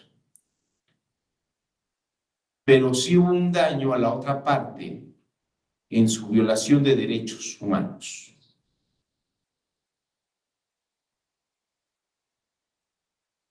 Es una franja muy tenue, porque nunca, la sala superior nunca dijo, en todo lo que hemos visto, nunca dijo que no es cierto que ganaran la elección. nunca dijo que el candidato, que hubo violación de votos, pero sí dice que se violentaron los derechos de la candidata. En fin, creo que ahí está esto sobre la mesa y como diría Roberto, como dice Yael, tenemos que observarlo. Es un animal que se está moviendo y hay que pensarlo. Hay que pensar si efectivamente la sala superior hizo algo pertinente. Tal vez no correcto, pero sí pertinente. Eso también es importante. La pertinencia a veces se mide en el entorno y en el contexto. Recuerden que no necesariamente la respuesta correcta siempre es la mejor para una situación. Bueno, en fin, hasta aquí la sesión del día de hoy en este taller de desarrollo de pensamiento crítico. No sé si alguien quiera comentar algo antes de que nos vayamos. Mañana será la última sesión. Tenemos una. Ya te escuchamos nuevamente. Adelante. Gracias. Nada más, ¿nos puede compartir sus redes para que lo sigamos? A lo mejor debatir algún tema con usted en las redes, y solo insistir, no me vayan a funar ni cancelar, era solamente para temas de aquí de ejercicio de la clase. No. Es un ejercicio de clase, claro, estamos haciendo el ejercicio. Y qué bueno que alguien toma posiciones, porque si no, no sería interesante. Sí, mira, con gusto, déjame compartirlos aquí en el chat. A ver, vamos a ver. Tengo un canal de YouTube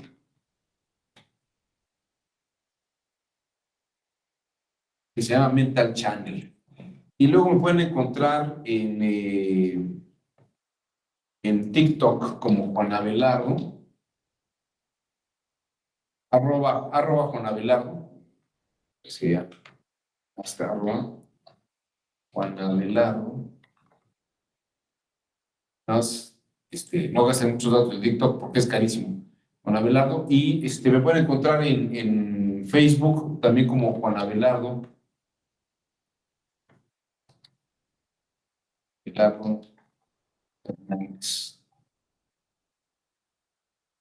Facebook.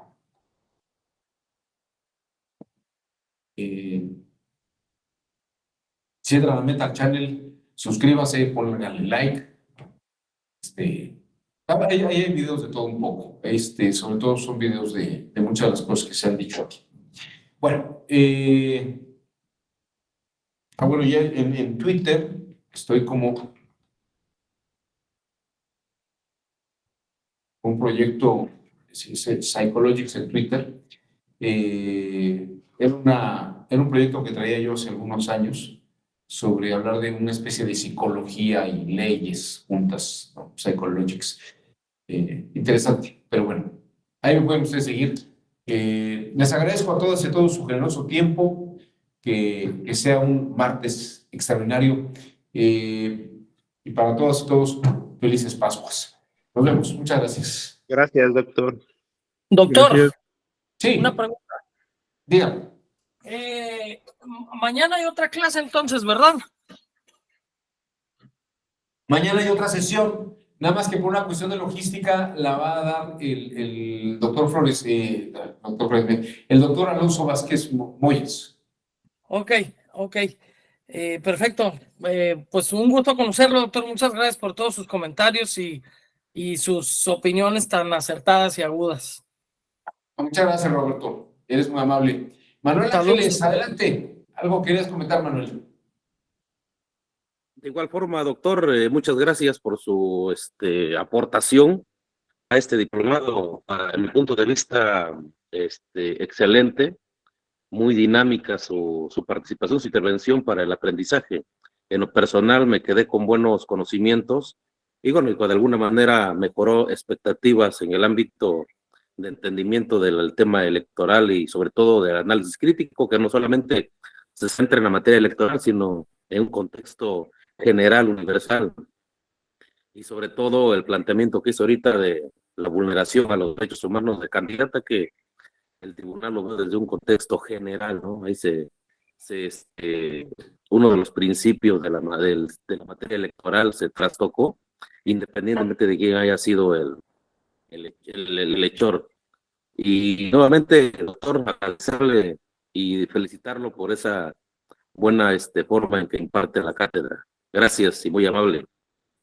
Muchas gracias a ti, Manuel. Eres muy generoso con tu comentario. Te lo agradezco mucho. Juan Pablo Rosas, adelante. Te escuchamos. Gracias, doctor. Únicamente por si no hubiera oportunidad, más adelante igual, agradecerle a usted su compromiso y la disposición, digo, como coordinador del diplomado, y también de verdad de manera muy sincera a los compañeros por sus intervenciones, por retroalimentar, por sus aportaciones. Y concretamente ahorita en el caso de esta resolución, pues habremos quienes pudiéramos considerar que a lo mejor fue excesivo, pero sobre la marcha igual analizándolo encontramos cosas que sí justifican la resolución.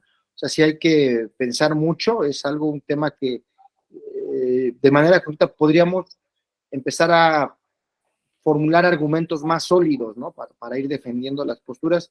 Y en este procedimiento o en esta característica que tenemos como seres humanos de adaptarnos e ir aprendiendo, o sea, adaptación y aprendizaje, pues el pensamiento crítico va a ser una herramienta que pues nos va a ayudar bastante a cumplir eso, ¿no? A adaptarnos y aprender, pero pues utilizar el pensamiento crítico, ¿no? Para hacerlo de la mejor manera.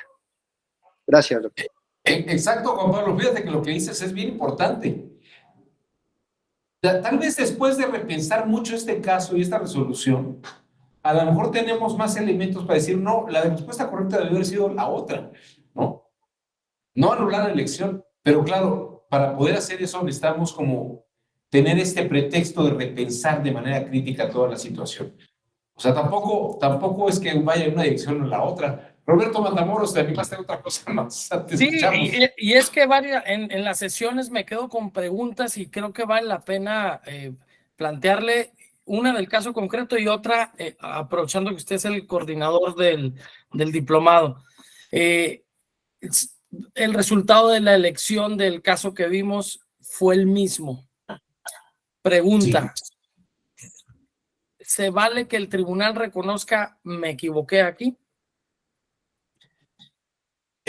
Mira, se vale sí, pero yo también te diría que esa otra elección a veces tiene otra lógica totalmente distinta y las circunstancias son otras. A mí me parece que lo que es muy interesante el pensamiento crítico, Roberto, es que aunque no tengamos a final de cuentas una claridad sobre el caso particular, hemos hecho un ejercicio de inteligencia que, como dice Juan Pablo, nos ayuda a repensar no ya lo pasado, sino lo que viene adelante. Y como dice, hemos tenido más experiencias ahora que cuando se presentan nuevos casos, tenemos una experiencia acumulada que nos va a ayudar a dar tal vez mejores respuestas con mejores fundamentos en el futuro. Gracias. Yo creo que eso es lo valioso. Gracias. Y la última pregunta. Sí. No, adelante. Hubo la resolución de la Sala Superior sobre la convocatoria para la renovación del Consejo General del INE, donde estableció que la presidencia debía ser ocupada sí o sí por una mujer. Me llamó mucho la atención el voto particular del magistrado Fuentes Barrera, donde dijo que como la reforma de la paridad en todo había sido a partir de 2019 y la integración del Consejo General pues venía pues antes de esa fecha, no, para él no era necesario que se estableciera la obligatoriedad de que fuera ocupada por una mujer la presidencia del Consejo General. Por esa razón, en lo sucesivo, sí, aquí sí iba a aplicar el principio de la paridad alternaria. Me gustó mucho ese otro enfoque que le dio este magistrado, a diferencia de la mayoría de los integrantes de la Sala Superior, pero me hizo pensar que, pues, era otra forma. No sé, o sea, pasan muchas cosas por la cabeza, sobre todo en el país en el que vivimos, con este folclore que tenemos y este contexto de que siempre cuestionamos todo lo público. de Sí, que si sí. hay corrupción de por medio. Entonces, la pregunta concreta, ¿este pensamiento crítico da para oficializar actos de corrupción?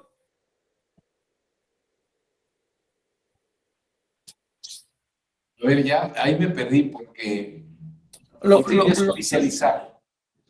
Bueno, pues el pensamiento crítico, yo te diría, el pensamiento crítico es precisamente la que te da la posibilidad de no oficializar nada.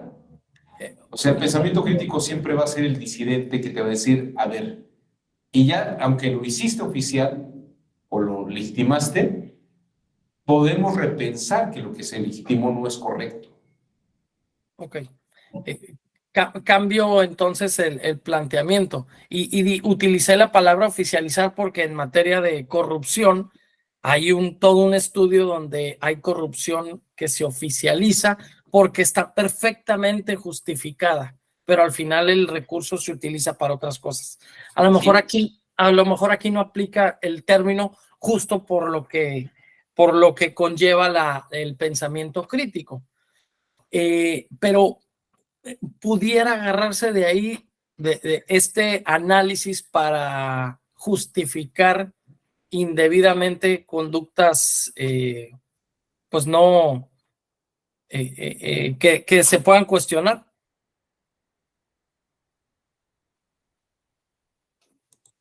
Perdón, Roberto, es que algo pasó aquí No se en la preocupe.